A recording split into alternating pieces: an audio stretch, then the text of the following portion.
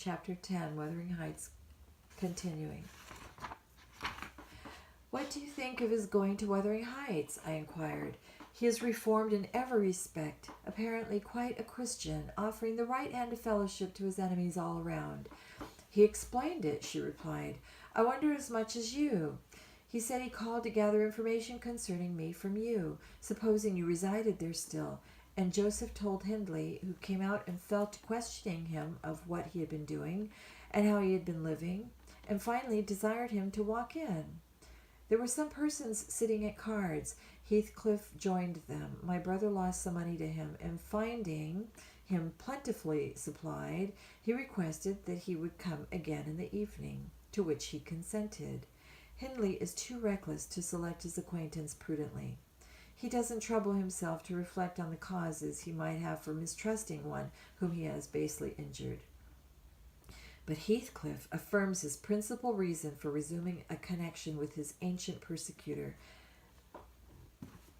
is a wish to install himself in quarters at walking distance from the Grange, and an attachment to the house where we lived together, and likewise a hope that I shall have more opportunities of seeing him there than I could have if he settled in Gimmerton. He means to offer liberal payment for permission to lodge at the Heights, and doubtless my brother's covetousness will prompt him to accept the terms. He was always greedy, though. What he grasps with one hand he flings away with the other. It's a nice place for a young man to fix his dwelling in, I said. Have you no fear of the consequences, Mrs. Linton? None for my friend, she replied. His strong head will keep him from danger. A little for Hindley. But he can't be made morally worse than he is. And I stand between him and bodily harm. The event of this evening has reconciled me to God and humanity. I had risen in angry rebellion against Providence. Oh, I've endured very, very bitter misery, Nellie. Now let me read that again. Oh, I've endured very, very bitter misery, Nellie. If that creature knew how bitter, he'd be ashamed to cloud its removal with idle petulance. It was kindness for him which induced me to bear it alone, and I expressed the agony I frequently felt. He would have been taught too long for its alleviation as ardently as I. However, it's over, and I'll take no revenge on his folly.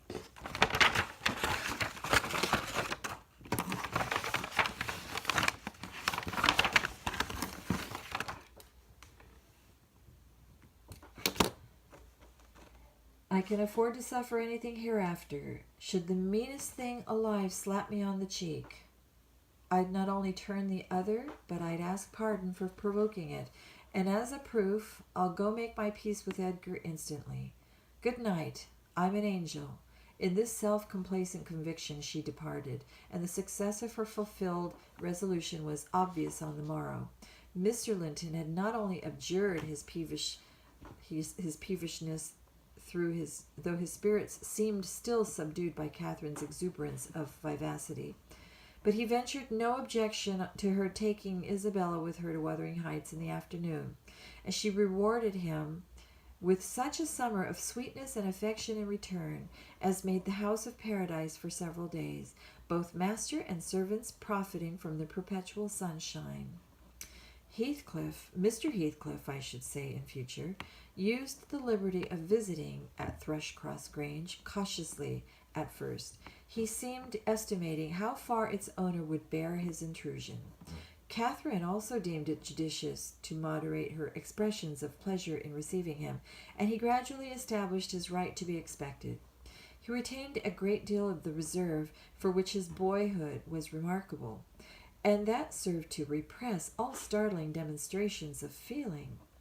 My master's uneasiness experienced a lull, and further circumstances diverted it into another channel for a space.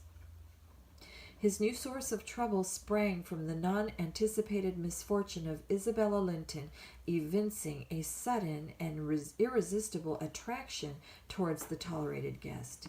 She was at that time a charming young lady of 18, infantile in manners, though possessed of keen wit, keen feelings, and a keen temper, too, if irritated. Her brother, who loved her tenderly, was appalled at this fantastic preference.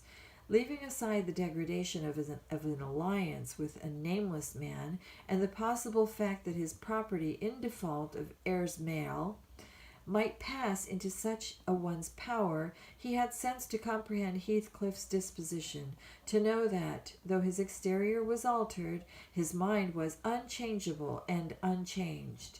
And he dreaded that mind. It revolted him. He shrank forebodingly from the idea of committing Isabella to his keeping. He would have recoiled still more had he been aware that her attachment rose unsolicited and was bestowed where it awakened no reciprocation of sentiment. For the minute he discovered its existence, for the minute he discovered its existence, he laid the blame on Heathcliff's deliberate designing. We had all remarked during some time that Miss Linton fretted and pined over something. She grew cross and wearisome, snapping at and teasing Catherine continually, at the imminent risk of exhausting her limited patience. We excused her to a certain extent, on the plea of ill health.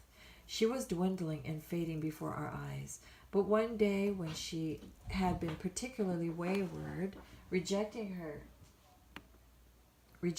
breakfast, complaining that the servants did not do what she told them, that the mistress would allow her to be nothing in the house, and Edgar neglected her.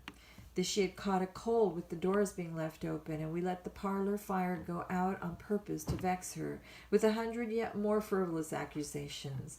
Mrs. Linton peremptorily insisted that she should go to bed, and having scolded her heartily, threatened to send for the doctor. Mention of Kenneth caused her to exclaim instantly that her health was perfect, and it was only Catherine's harshness which made her unhappy.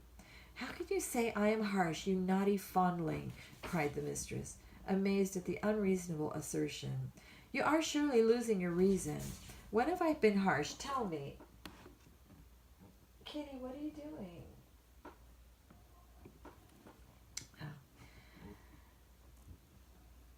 "You are losing your reason. When have I been harsh? Tell me." "Yesterday," sobbed Isabella. "And now?" "Yesterday," said her sister-in-law. "On what occasion?" In our walk along the moor. You told me to ramble where I pleased while you sauntered on with Mr. Heathcliff." "And that's your notion of harshness?" said Cathy, laughing. "It was no hint that your company was superfluous. We didn't care whether you kept with us or not. I merely thought Heathcliff's talk would have nothing entertaining for your ears." "Oh, no," wept the young lady. "You wished me away because you knew I liked to be there." "Is she sane?" asked Mrs. Linton, appealing to me. "I'll repeat our conversation word for word, Isabella, and you point out any charm it could have had for you." "I don't mind the conversation," she answered. "I wanted to be with—" "Well," said Catherine, perceiving her hesitant to complete the sentence, "with him, and I won't be always sent off," she continued. "With him, and I won't be always sent off," she continued, kindling up. "You are a dog in the manger, Cathy, and desire no one to be loved but yourself. You are an impertinent little monkey," exclaimed Mrs. Linton in surprise. "But I'll not believe this idiocy. It is impossible that you can covet the admiration of Heathcliff, that you consider him an agreeable person. I hope I have misunderstood you, Isabella." "No, you have not," said the infatuated girl. "I love him more than ever you loved Edgar, and he might love me, if you would let him. I wouldn't be for you. I wouldn't be you for a kingdom, then," Catherine declared emphatically, and she seemed to speak sincerely. "Nellie, help me to convince her of her madness. Tell her what Heathcliff is, an unreclaimed creature, without refinement, without cultivation, an arid wilderness of firs and whinstone. I'd as soon put that little canary into the park on a winter's day as recommend you to bestow your heart on him. It is deplorable ignorance of his character, child, and nothing else, which makes that dream enter your head. Pray don't imagine that he conceals depths of benevolence and affection beneath his stern exterior. He's not a rough diamond, a pearl-containing oyster of a rustic. He's a fierce, pitiless, wolfish man. I never say to him, let this or that enemy alone, because it would be ungenerous or cruel to harm them. I say, let them alone, because I should hate them to be wronged. And he'd crush you like a sparrow's egg, Isabella, if he found you a troublesome charge. I know he couldn't love a Linton, and yet he'd be quite capable of marrying your fortune and expectations. Avarice is growing with him, a besetting sin.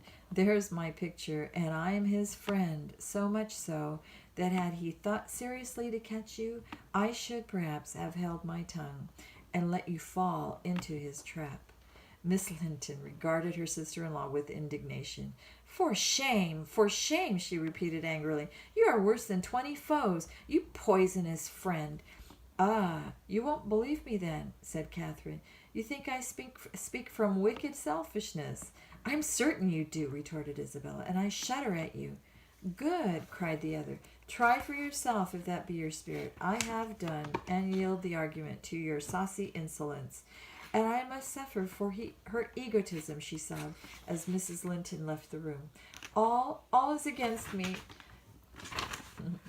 She has blighted my single consultation, but she uttered falsehoods, didn't she? Mr. Heathcliff is not a fiend. He has an honorable soul and a true one, or how could he remember her?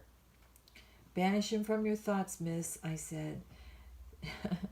He's a bird of bad omen. No mate for you. Mrs. Linton spoke strongly, and yet I can't contradict her. She is better acquainted with his heart than I, or anyone else's besides, and she would never represent him as worse than he is. Honest people don't hide their deeds. How has he been living? How has he got rich? Why is he staying at Wuthering Heights, the house of a man whom he abhors? They say Mr. Earnshaw is worse and worse since he came.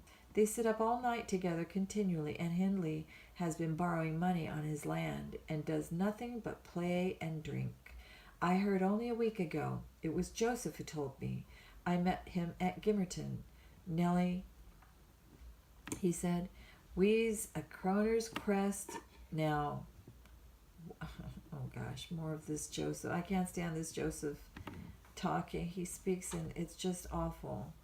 It's just awful. It's not English. It's all broken English, and it doesn't make any sense. And your bonny lad Heathcliff, you mind, he's a rare un. He can girn a laugh as well anybody, and right devil's jest. Does he ne'er say nowt of his fine living among us when he goes to the Grange? This is what it was up till sundown. Dice, brandy, closed shutters, and candlelight till next day at noon. Then fools gang banning unraving to his chamber, making decent folks dig their fingers for very shame.